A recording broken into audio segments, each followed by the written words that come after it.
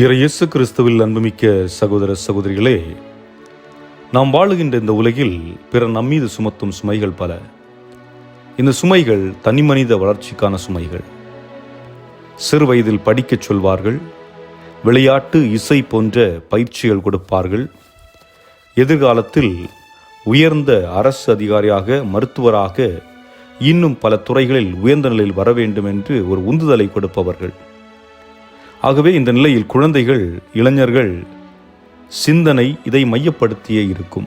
எப்போதும் இந்த உலகம் சப்தம் நிறைந்ததாக, ஓடிக்கொண்டே இரு, நிற்காதே என்று சொல்வது போன்று காதுகளில் கேட்டுக்கொண்டே இருக்கும். இதன் மத்தியில்தான் சாமுவேலை அழைத்த இறைவன் நம்மையும் பெயர் சொல்லி அழைக்கிறார். ஆலயத்தில் வாழ்ந்த சாமுவேல் ஒவ்வொரு முறையும் ஆண்டவரின் குரலை கேட்டார். ஆனால் அவர் யார் என்பதை அறிந்து கொள்ள முடியவில்லை. ஆனால் நாம் ஆண்டவரின் குரலை கேட்கும் நிலையிலும் இல்லை, அவர் தொடர்ந்து நம் பெயரை உச்சரித்து அழைக்கிறார் என்பதை புரிந்து கொள்ளும் நிலையிலும் இல்லை. என்னை ரெய்மண்ட் என்றும் உங்களை உங்கள் பெயர் சொல்லியும் அழைக்கிறார்.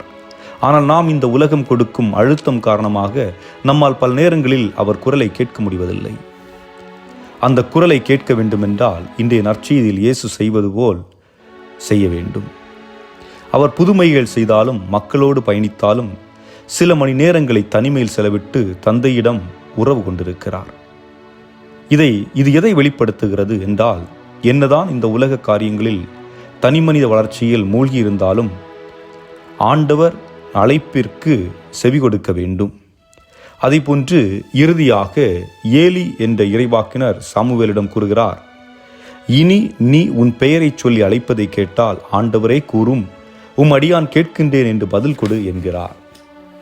பல நேரங்களில் இறைவனின் அழைப்பை சரியாக புரிந்து கொள்ள இயலாது, அல்லது தவறாக புரிந்து கொள்கிறோம்.